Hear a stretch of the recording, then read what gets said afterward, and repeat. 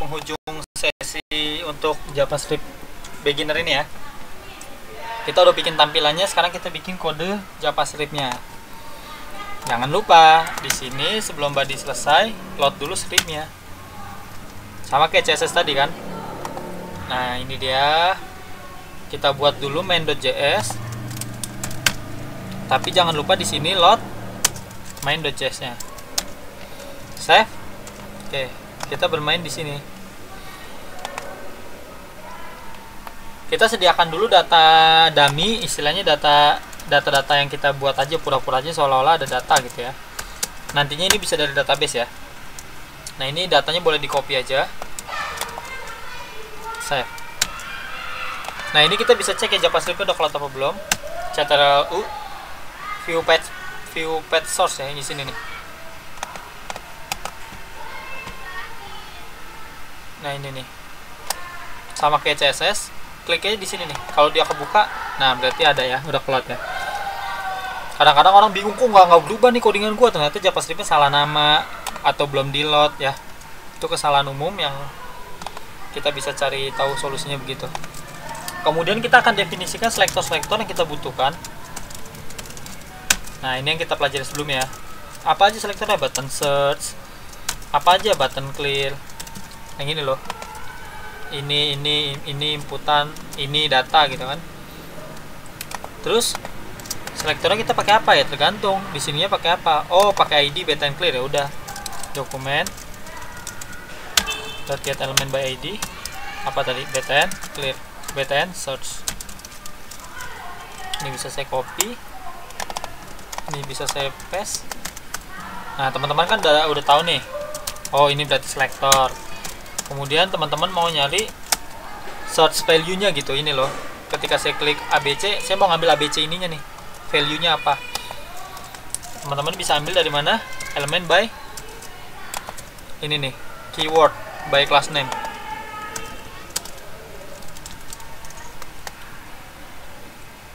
By name ya, keyword. Kemudian ulangi, ini salah. Kemudian untuk datanya, section datanya ya, yang ini kita juga mau ambil. Pakai apa? Di sini kita pakai class name. Nah, ini sengaja saya bikin beda-beda biar apa? Biar teman-teman sekalian coba juga ya perbedaan selektor gimana cara pakainya. Dah, udah semua. Nah, cuma ini yang keyword karena di cuma satu ini doang, kita akses indeks ke 0 ya, sama data juga. Karena ingat kalau pakai S itu jadinya array. Nah, bisa begini. Oke ya. Ini kita udah pelajarin di sebelumnya. Kalau teman-teman masih bingung, mundur lagi ke video sebelumnya, pahamin dulu. Kemudian sekarang kita berbicara tentang events-events yang kita mau buat. Nah, ketika button source diklik, nah, bukan gitu. Add event listener. Dat klik. Kemudian di sini eventnya, nanti variabel event ini kita bisa pakai ya. Cuma kalau nggak mau pakai juga nggak apa-apa. Nah, kita buat fungsi source data aja. Jadi di sini kita ketika tombol source-nya ini diklik, klik. Nah, kita panggil fungsi namanya source data. Nah, ketika btn source btn clear diklik, nah ini kan event klik ya, ketika tombol diklik ya. Nah, saya mau search.value saya set jadi kosong. Nah, ini nih, search itu ini ya kan, yang mana keyword ini yang indeks pertama artinya ini kan. Nah, saya mau ini saya refresh, ketika saya tulis ABC, saya clear input, dia hapus. Nah, yang bikin itu ini, codingan ini. Clear input, set value-nya jadi habis, kosongin lagi. Kemudian, kita belum bikin fungsi search data ini ya. Kita buat ya habis ini ya. Oke. Nah, misalnya kita mau bikin juga nih. Kita bikin dulu deh fungsi source datanya deh ya. Nah, di sini baru logiknya nih. Kita ambil dulu source value-nya, yaitu search.value.toLowerCase. Ini apa? Sebenarnya kita nyampe sini juga bisa. Source value ini adalah ketika kita klik ABC, ya maka nilainya ABC. Cuma kita jadiin to lowercase supaya apa? Supaya kalau kita ketik kayak gini, gede kecil itu jadinya kecil semua gitu. Karena apa? Data yang kita cari ini kan ada yang gede, ada yang kecil, ada yang gede, yang kecil. Jadi kita ratainnya kecilin semua gitu. Jadi biar ketemu. Kemudian data yang mau kita filter dari mana? Nah, dari sini kan, dari data ini kan. Tapi ingat, kita harus bikin variabel baru dulu. Yang mana ngambil dari data. Data /0 ini adalah cara kita nge-cloning array. Kita ngambil data persis kayak gini nih. Nah, kita taruh ke variabel ini. Mulai dari indeks 0. Nah, itu slice buat nge-cloning array. Ini kok agak ngelag ya.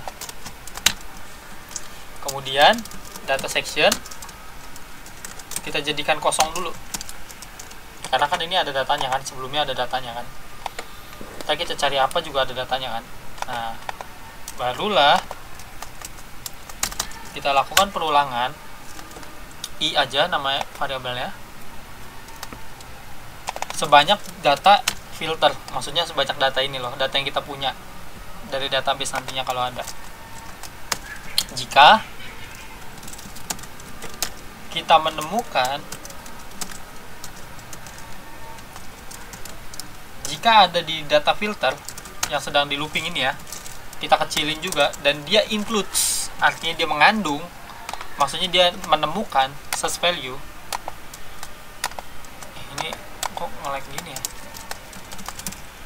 Dia menemukan source value, maka yang kita lakukan adalah kita masukkan data tersebut ke data section. Caranya inner.html ditambahkan ini. Nah, ahref. Ahref itu apa? Ini kayak gini nih sebenarnya. Ini kita copy. Ini kita taruh di sini. Nah, sebenarnya kayak gitu.